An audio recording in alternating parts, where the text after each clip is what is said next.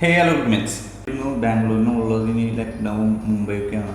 ഇരുവരും അവസാന സ്ഥാനക്കാരാണ് point bill. അപ്പോൾ പ്ലേ ഓഫിൽ എത്തണമെങ്കിൽ എന്തായാലും ഈ ബാംഗ്ലൂരിൻ്റെ ഒപ്പം മത്സരം രണ്ട് ടീമുകൾക്കും ജയിച്ചേ സാധിക്കുള്ളൂ. അപ്പോൾ ഇവിടെ നല്ല പെർഫോമൻസ് കാഴ്ചവെക്കാൻ സാധ്യതയുണ്ട്. ബാംഗ്ലൂർ ഒരു അവസാന സ്ഥാനക്കാരാണെന്ന് കരുതി ആ ഒരു മൂഡിൽ പോയി കളിച്ച കളി ജയിക്കില്ല. കാരണം ഇവർ അവരുടെ ടീമിൻ്റെ പരമാവധി എഫേർട്ട് എടുത്ത് എങ്ങനെയെങ്കിലും പ്ലേ ഓഫിൽ എത്താനുള്ള ഒരു ശ്രമം എന്തായാലും അവർ ഭാഗത്തുനിന്നുണ്ടാവും. അതെ, ഇത് ഞാൻ കഴിഞ്ഞ GT വേഴ്സസ് RCB മത്സരത്തിന് ശേഷം പറഞ്ഞ കാര്യങ്ങളാണ്.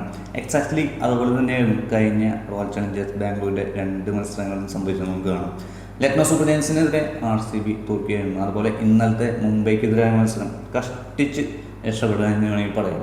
ഇനിയിപ്പോൾ നെക്സ്റ്റ് വരാൻ പോകുന്ന കേരളത്തെ മത്സരം എളുപ്പം പോലെ അവർക്ക് ആ ഒരു മത്സരം ജയിച്ചാൽ തന്നെ പ്ലേ ഓഫിൽ എത്താനും സാധിക്കുള്ളൂ. അപ്പോൾ അവർക്കെതിരെ നല്ല പണിയെടുക്കുന്നതിനും ഒരു RCB ഫാൻ എന്ന നിലയിൽ വളരെ ഡിസപ്പോയിൻറ്റഡ് ആണ് ഈ റീസെൻ്റ്ലി റോയൽ ചലഞ്ചേഴ്സ് ബാംഗ്ലൂരിൻ്റെ പ്രകടനം കണ്ടിട്ട്.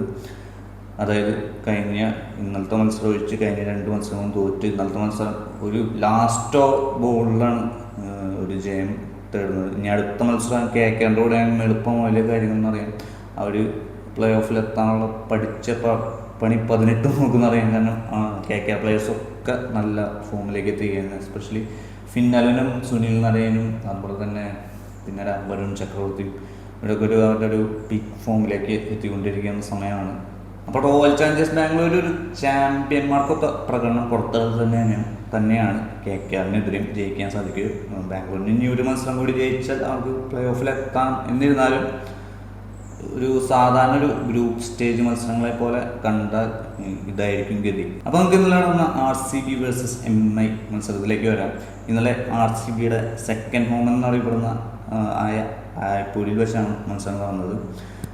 ടോസ് നേടിയ royal Challengers Bangalore captain Rajat Patidar മുംബൈയെ ബാറ്റിങ്ങിനാക്കി. ഇന്നലെ മുംബൈ ടീമിനെ നയിച്ചത് സൂര്യകുമാർ യാദവ് തന്നെയായിരുന്നു. ഹാർദിക് പാണ്ഡ്യ ഉണ്ടായിരുന്നില്ല. ആ ഒരു മാറ്റങ്ങളൊക്കെ മുംബൈ ടീമിൽ എന്തായാലും കണ്ടു. കാരണം ഇത്രയും ഒരു ചെറിയ സ്കോർ അവസാനം ഒരു ടൈറ്റ് ഫിനിഷിലേക്ക് നയിച്ചത് സൂര്യകുമാറിൻ്റെ ഒരു ക്യാപ്റ്റൻസിയും ആ ടീമിൻ്റെ ഒരു ഒത്തിണക്കം തന്നെയാണെന്ന് കാര്യത്തിൽ യാതൊരു സംശയം വേണ്ട.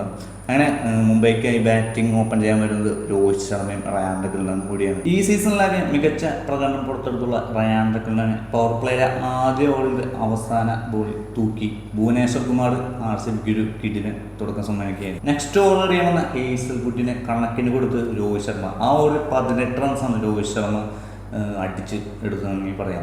എന്നാൽ മൂന്നാം ഓവർ എറിയുന്ന ഭുവനേശ്വർ കുമാർ രോഹിത് ശർമ്മയെ ജിതേഷ് ശർമ്മയുടെ കൈകളിലെത്തിച്ച് മുംബൈ ഡക്കൗട്ടിലെത്തുകയായിരുന്നു. പിന്നാലെ വന്ന ക്യാപ്റ്റൻ സൂര്യകുമാർ യാദവിനെ ഗോൾഡൻ ഡക്കിന് മുടക്കി ഭുവനേശ്വർ കുമാർ റായ്പൂരിലെ റോയൽ ചലഞ്ചേഴ്സ് ബാംഗ്ലൂർ ആരാധകരെ ഇരട്ടി ആവേശത്തിലാകുന്ന കാഴ്ചയാണ് കണ്ടത്. അങ്ങനെ 28-3 എന്ന് തകർന്ന മുംബൈ ബാറ്റിങ്ങിനെ നമാദിറും തിലക് വർമ്മയും കൂടി രക്ഷിച്ചെടുക്കുന്ന കാഴ്ചയാണ് കണ്ടത്. ഇരുവരും കൂടി 4 വിക്കറ്റിൽ 82 റൺസിൻ്റെ പാർട്ട്ണർഷിപ്പാണ് നാലവർ കൂട്ടിച്ചേർത്തത്. എന്നാൽ 13-ാം ഓവർ എറിയുന്ന റാസിക് സലണ്ടർ നമാന്തിറിനെ ബോൾഡാക്കി ബാംഗ്ലൂരിന് വീണ്ടും ഒരു ബ്രേക്ക് ത്രൂ നൽകിയായിരുന്നു. നമാന്തിർ നല്ല 32 പന്തിൽ 5 4 2 6 ഉൾപ്പെടെ 47 റൺസാണ് മുംബൈക്ക് വേണ്ടി നേടിയത്. പിന്നീട് വന്ന വിൽ ജാക്സ്, കോർബിൻ ബോഷ്, അതുപോലെ രാജ് പവാർ എന്നിവർക്കൊന്നും കാര്യമായി ഒന്നും ചെയ്യാൻ സാധിക്കാതെ മുംബൈ സ്കോറുകൾ 166 റൺസിൽ ഒതുങ്ങിയായിരുന്നു. മുംബൈക്ക് വേണ്ടി അത്യാവശ്യം മികച്ച ബാറ്റിംഗ് പ്രകടനം പുറത്തെടുത്തത് തിലക് വർമ്മയാണ്. തിലക് വർമ്മ ഇന്നലെ 42 പന്തിൽ 3 4 2 6 ഉൾപ്പെടെ 57 റൺസ്. അതായത് വലിയൊരു സ്ട്രൈക്ക് റേറ്റിലുള്ള കളിയൊന്നുമില്ലായിരുന്നു. ഒരു ആവറേജ് ഇന്നിങ്സാണ് മുംബൈക്ക് വേണ്ടി ഇന്നലെ തിലക് വർമ്മ കാഴ്ചവെച്ചത്. നല്ലൊരു ഫിനിഷർ ഇല്ലാതെ പോയതാണ് ഇന്നലെ മുംബൈ ആ ഒരു ചെറിയ സ്കോറിൽ ഒതുങ്ങിയിട്ടെന്ന് ഞാൻ പറയാം. കാരണം ഹാർദിക് പാണ്ഡ്യ എന്നൊരു വ്യക്തിയുടെ അഭാവം ശരിക്കും മുംബൈ എന്നത് ബാധിച്ചിട്ടുണ്ട്. ഒരു പക്ഷേ ഹാർദിക് പാണ്ഡ്യ ഇന്നലെ കളിക്കാനുണ്ടെങ്കിൽ അവസാന ഓവറിൽ ഒരു ഫോമിലായി ഒരു 150 190 സ്കോറിലെങ്കിലും മുംബൈക്ക് അടിക്കാമായിരുന്നു. ഇന്നലെ RCBക്ക് വേണ്ടി മികച്ച ബോളിംഗ് പ്രകടനം കാഴ്ച മറ്റവരല്ല നമ്മുടെ ഭുവനേശ്വർ കുമാറാണ്. 4 ഓവറിൽ ഇവിടെ 23 റൺസ് മാത്രം വിട്ടുവഴങ്ങി 4 മുംബൈ ടോപ്പ് ഓർഡർ ബാറ്റ്സ്മാൻമാരെയാണ് ഭുവനേശ്വർ കുമാർ ഇന്നലെ പുറത്താക്കി പ്ലെയർ ഓഫ് ദ മാച്ച് ആവുകയും ചെയ്തു. ഇവിടെ പർപ്പിൾ ക്യാപ്പും പുള്ളിയുടെ തലയിലായി. ഈ സീസണിലാകെ 21 വിക്കറ്റാണ് ഭുവനേശ്വർ കുമാർ ഇതുവരെ റോയൽ ചലഞ്ചേഴ്സ് ബാംഗ്ലൂരിന് വേണ്ടി നേടി പർപ്പിൾ ക്യാപ്പ് ഹോൾഡറായിരുന്നു. അങ്ങനെ മുംബൈയുടെ താരതമ്യേന ഈ ചെറിയൊരു സ്കോർ ചേസ് ചെയ്തിറങ്ങിയ ബാംഗ്ലൂരിൻ്റെ തുടക്കം വളരെ മോശം തന്നെയായിരുന്നു. പവർ പ്ലേയിൽ തന്നെ വിരാട് കോഹ്ലി, ദേവദത്ത് പടിക്കൽ, അതുപോലെ തന്നെ ക്യാപ്റ്റൻ രജത് പട്ടിദാർ എന്നിവരെ പവർ പ്ലേയിൽ തന്നെ മുടക്കി മുംബൈ ബോളർമാർ മികവ് കാട്ടി. വിരാട് കോഹ്ലി ഇന്നലെ ഗോൾഡൻ ഡക്കയാണ് മടങ്ങിയത് ദീപക് ചഹാറിൻ്റെ ഓവറിൽ. 4 വിക്കറ്റിൽ കൃണാൽ പാണ്ഡ്യയും ജേക്കബ് ബത്ലറും ചേർന്ന് ബാംഗ്ലൂരിനെ ആ ഒരു തകർച്ചയിൽ നിന്ന് രക്ഷിച്ചെടുക്കുകയെന്നാണ് പറയാം. 55 റൺസാണ് ഇരുവരും കൂടി 4 വിക്കറ്റിൽ കൂട്ടിച്ചേർത്തത്. ശരിക്കും മുംബൈയുടെ ആ ഒരു ഇന്നിങ്സിന് സമാനമായി, അതായത് മുംബൈ പവർ പ്ലേയിൽ തന്നെ 3 വിക്കറ്റ് നഷ്ടമായിട്ട് നന്നാന്തരത്തിൽ പുറമേയും കൂടി കൂട്ടി ഒരു പാർട്ണർഷിപ്പ് ബിൽഡ് പോലെ തന്നെ സെയിം സിറ്റുവേഷൻ ബാംഗ്ലൂരിൻ്റെ ഭാഗത്തുനിന്നും ഒരു പാർട്ണർഷിപ്പ് അവിടെ വരികയാണ്. അതായത് ജേക്കബ് ബത്ലറും കൃണാൽ പാണ്ഡ്യയും ചേർന്നു. എന്നാൽ 13-ാം ഓവർ എറിയാമെന്ന കോർബിൻ ബോഷ് ജേക്കബ് ബത്ലറിനെ തിലക് വർമ്മയുടെ കയ്യിലെത്തിച്ച് മുംബൈക്കൊരു ബ്രേക്ക് ത്രൂ നൽകുകയായിരുന്നു. ജേക്കബ് ബത്ലർ ഇന്നലെ 27 പന്തിൽ 27 റൺസുകളും 2 4 മാത്രമല്ല ജേക്കബ് ബത്ലറിൻ്റെ ഭാഗത്തു നിന്ന് കണ്ടത്. ഒരു വളരെ റയറായിട്ടുള്ളൊരു ഇന്നിങ്സാണ്. ഒരു 100 സ്ട്രൈക്ക് റേറ്റിൽ കളിച്ച ഈ ഒരു ഇന്നിങ്സ്, അതും ജേക്കബ് ബത്ലറിനെ പോലുള്ള ഒരു വെടിക്കെട്ട് ബാറ്റ്സ്മാൻ സാഹചര്യത്തിനനുസരിച്ചുള്ള ഒരു ബാറ്റിംഗ് നമുക്ക് വേണമെങ്കിൽ നമുക്ക് പറയാം. കോർബിൻ ബോഷിൻ്റെ ആ ഒരു വിക്കറ്റ് മെയ്ഡിനായി മാറുകയാണുണ്ടായിരുന്നത്. കോർബിൻ ബോഷിൻ്റെ ഭാഗം നല്ലൊരു ബോളിംഗ് പ്രകടനമാണ് മുംബൈക്ക് വേണ്ടിയിരുന്നത്. മുംബൈ ബാംഗ്ലൂരിൻ്റെ മിഡിൽ ഓർഡറിനെ തകർത്തത് കോർബിൻ ബോഷാണെന്ന് വേണമെങ്കിൽ പറയാം. അതുപോലെ കളി നല്ലൊരു ടൈറ്റ് ഫിനിഷിലേക്കും സിമ്പിളായി ജയിക്കാവുന്ന കളി നല്ലൊരു ടൈറ്റ് ഫിനിഷിലേക്ക് കോർബിൻ ബോഷിൻ്റെ ആ ഒരു ബോളിംഗ് പ്രകടനം കാരണമാകുന്നു.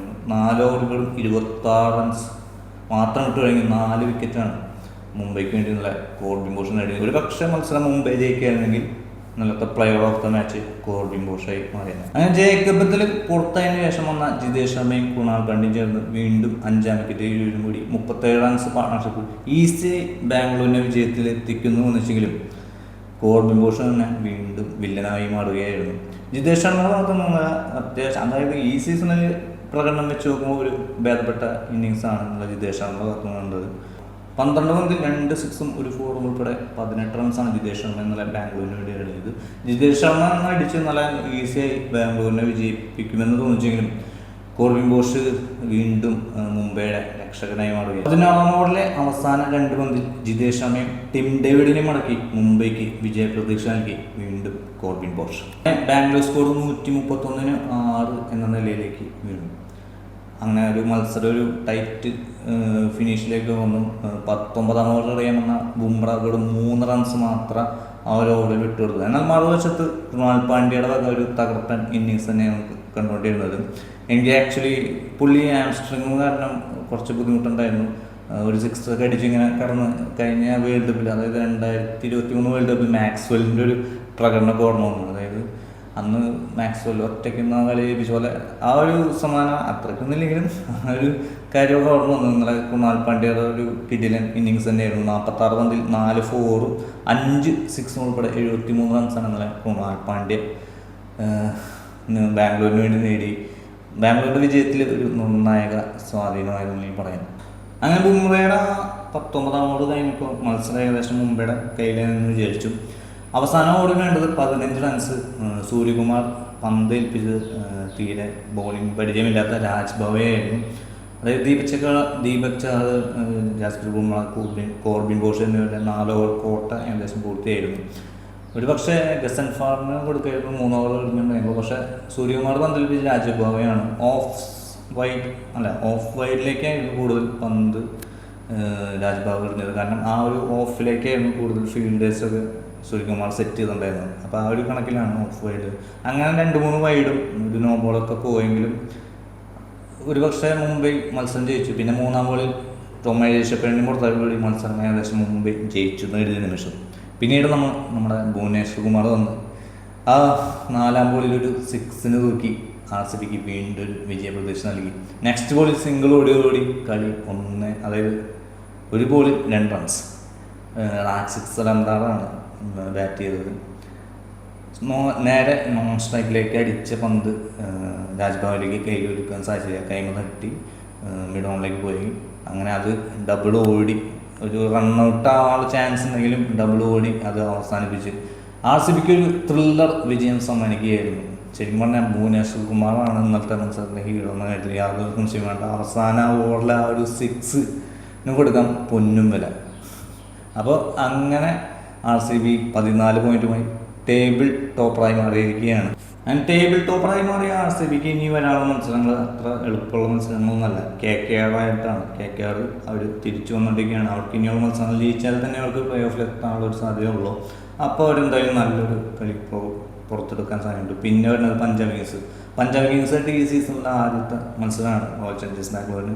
പഞ്ചാബ് കിങ്സ് അറിയാമല്ലോ, നല്ല ടീമാണ്. കഴിഞ്ഞ 2-3 മത്സരങ്ങൾക്ക് തോറ്റെങ്കിലും അവർ അത്യാവശ്യം നന്നായി കളിച്ചു വന്നത്. അവസാനം സൺറൈസേഴ്സ് ഹൈദരാബാദ്, അതായത് സീസണിലെ ആദ്യ മത്സരത്തിൽ ഹൈദരാബാദിനെ തൂക്കിയതാണ്. പക്ഷേ ആ ഒരു ഹൈദരാബാദ് അല്ല ഇപ്പോഴത്തെ ഹൈദരാബാദ്. ഇപ്പോൾ പോയിന്റ് ടേബിളിൽ CSKയോടൊപ്പം തന്നെ സ്ഥാനം പിടിക്കുന്ന മറ്റൊരു ടീമാണ് സൺറൈസേഴ്സ് ഹൈദരാബാദ്. അപ്പോൾ CSK കൂടെ വേർക്കും. അപ്പോൾ അടുത്തൊരു മുംബൈയുടെ കാര്യം പിന്നെ പറയണ്ടല്ലോ.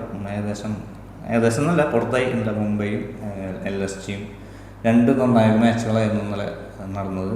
അത് LSG ചെന്നൈയോട് തോറ്റ് പുറത്താവുകയും അതുപോലെ മുംബൈ ബാംഗ്ലൂരിനോട് തോറ്റ് പുറത്തായി. അങ്ങനെ ഈ സീസണിൽ മുംബൈയുടെ പ്രകടനം മൂഞ്ചി എന്ന് പറയാം. അപ്പോൾ ഇനി അടുത്തൊരു മാച്ചിൻ്റെ വിശേഷമായി വീണ്ടും കാണാം. അതുവരേക്കും